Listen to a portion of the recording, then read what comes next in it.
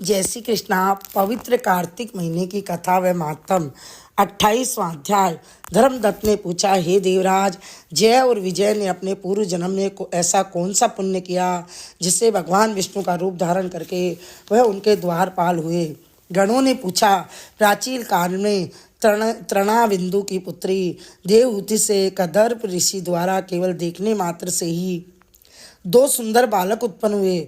उनमें से बड़े का नाम जय और छोटे का नाम अजय हुआ। बाद में देवहूति के गर्भ से कपिल देव जी हुए। जय और अजय दोनों ही विष्णु जी के बड़े भक्त और धर्मात्मा थे। दोनों ही नित्य प्रति अष्टाक्षर मंत्र का जाप करते थे और विष्णु जी का व्रत करते थे। भगवान इन दोनों भाइयों पर अत्यंत प्रसन्न थे और नित्य पूजा के समय इनको दर्शन दिया करते थे। एक समय राजा के निमंत्रण पर देव ऋषि नारद जी ने गणों सहित राजा के यज्ञ में पधारे। उस यज्ञ में जय ने ब्रह्मा और अजय ने पुरोहित बनकर यज्ञ को संपूर्ण करवाया। यज्ञ की विधि पूर्वक समाप्ति हुई। मारुत राजा ने जय और अजय को बहुत सा धन दिया। वह दोनों भाई दक्षिणा लेकर अपने आश्रम में आए। धन का बंटवारा करते समय दोनों भाइयों का आपस में झगड़ा हो गया। जय ने अजय से कहा कि धन के बराबर बराबर भाग होने चाहिए। अजय ने कहा कि जितना धन जिसको मिला है उतना धन उसका ही है।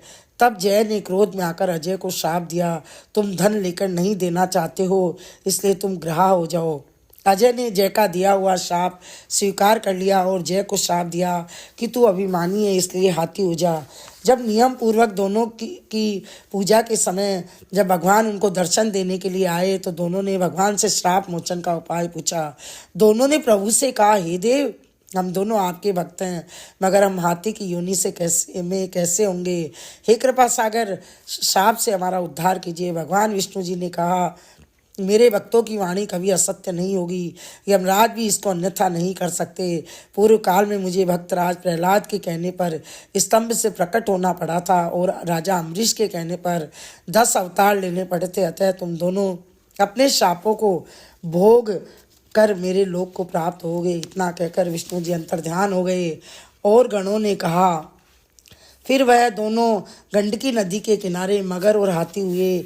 जाति स्मरण रहने के कारण इस योनि में भी भगवान विष्णु का व्रत नियम से किया करते। एक दिन कार्तिक की पूर्णमासी को वह हाथी स्नान करने के लिए गंडकी नदी में गया तथा पिछले जन्म का शाप स्मरण करके मगर ने हाथी को पकड़ लिया तो हाथी ने भी विष्णु जी का स्मरण किया। फिर क्या था, तुरंत ही शंख चक्र गदा पद्मधारी भगवान ने अपने सुदर्शन चक्र द्वारा उन दोनों को मगर और हाथी का उद्धार किया। उन दोनों को अपने जैसा रूप देकर उन्हें वैकुंठ में ले गए। उसी दिन से उस स्थान का नाम हरि क्षेत्र प्रसिद्ध है। चक्र के आघात से वहाँ के पत्थरों में भी चिन्ह बने हुए हैं। वह दोनों जय और अजय के नाम से आज तक संसार में प्रसिद्ध है। हे प्रिय, आपने विष्णु जी के द्वारपालों के संबंध में जो प्रश्न किया था उसका विस्तृत उत्तर मैंने दे दिया है। इसलिए हे द्विज, तुम भी ईर्ष्या और द्वेष को त्याग कर नित्य भगवान विष्णु का व्रत करो।